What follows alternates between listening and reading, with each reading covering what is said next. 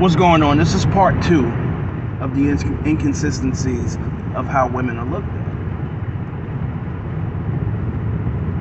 Listen, basically what I was saying is simply this, y'all. When I said that men have measurables, or whatever the case may be, the scale of 1 to 10 is such an unfair question, or but that is your assessment of yourself, so how is that unfair, or whatever the case may be? And if a man judges you on a scale of 1 to 10, that's so wrong, right? But you judge a man based off of 2 inches, 3 inches, 4 inches, 5 inches, 6 inches, 7 inches, 8 inches, 12 inches, 11 inches, whatever, right? You judge a man based off of 50,000, 70,000, 80,000, 100,000, 250,000. Still unfair, right? You judge a man based off of 5'9", 5'10", 5'11", 6 foot, 6'2", 6'4", 6'6". Right? But a man asking you to judge yourself off of a scale of 1 to 10. See, y'all need to understand something. The things that men judge you by, your aesthetics, and then your personality, it's either bad, okay, good, great, excellent. Those things. You don't have anything measurables. You don't hear men talking about, I need a woman that wears a 38 double D bra, or I need a woman who is only such and such inches deep, or whatever. Like, you don't hear men saying shit like that because that shit is stupid. Alright? But you constantly hear women saying, I need a man to be at least this, and at least that, and at least this, and at least that. And that's your preferences, right? So why is it a problem for us to have a preference?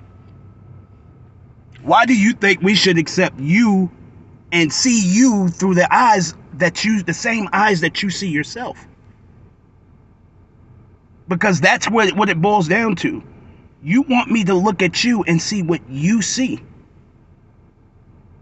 All right? And if what you see is not there, and people will look at this and say, oh, well, whoa, this is an attack on self-esteem. Nobody's telling you not to have self-esteem. Have your self-esteem. Be confident. That is an attractive trait in a man. Be confident. Be beautiful. Be who you are within yourself. But the fact of the matter is, all of those times that a Kevin Samuels clip would pop up and he would ask her to rate herself on a scale of 1 to 10, I waited for one woman, just one woman, to say, I won't rate myself. Because when a person is receiving you into their life, it's based off of what they think about you. As much as you think about yourself, and that's great, and you're confident, or whatever the case may be. And if you are really confident, you can be okay with being turned down, or you can be okay with that and being able to walk away. But as much as you would like to think about it's all about you and what you think about yourself, when a person is trying to add you into their life, it is really about what they think of you. Just like it is for you on the other side.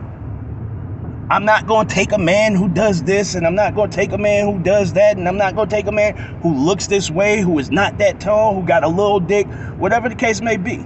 As much as it is about what you want, your preferences, or whatever the case may be, so what you rate yourself doesn't really matter. Because those women came on there to talk about men and why men don't do this and why men don't do that. So the thing about it is, not one woman caught on to that.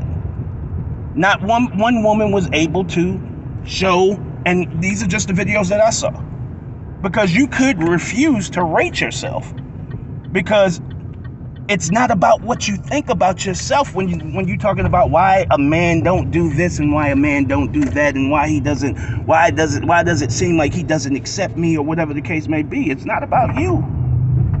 And that's the part that seems to be lost. Is like, yo, accept me as who I am. But I'm perfect. This shit don't go together. Alright?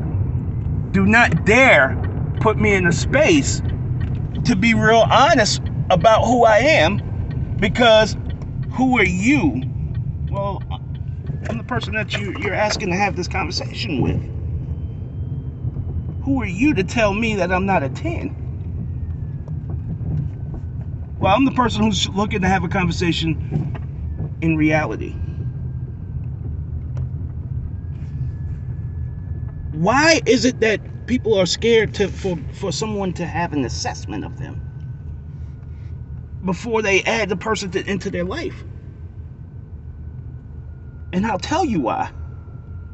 It's because deep down in their hearts, in their heart of hearts, they know that they're shitty people. See, the realest of us don't care what people think. You understand what I'm saying? The realest of us will be us at all times. All right? You know this world has taught you to be a shitty person.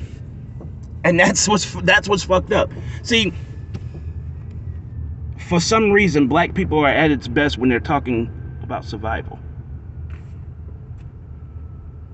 That should be very profound and deep if you were paying attention to what a person is actually saying.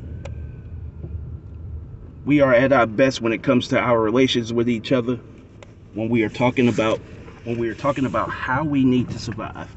And the fucked up thing about it is we're so far gone right now that we don't realize that this conversation is about survival. We're better together than apart.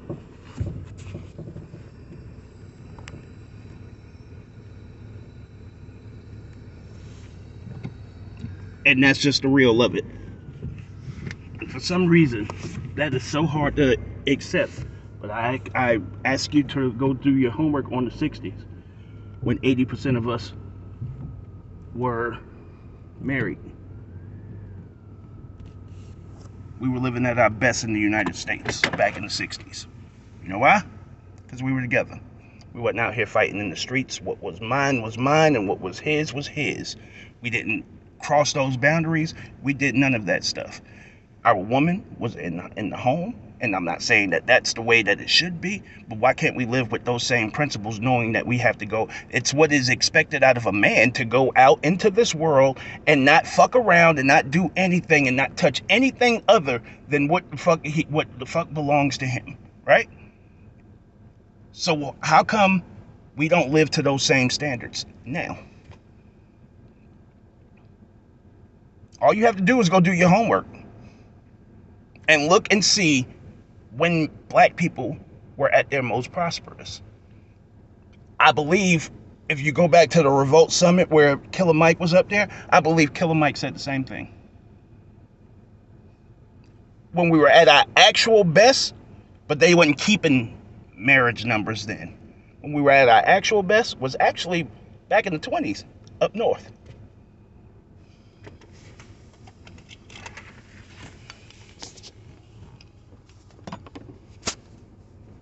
A 100 years ago. And that's just the truth. So in all honesty, y'all, I say these things. I only say these things because to provide clarity. These things, I like dealing in facts. I speak facts. I provide a lot of numbers. I speak on what I see factually. It's hard for us to even have a conversation now. You know why? Because people have this need to be right more so than get right. I'm out. Show off.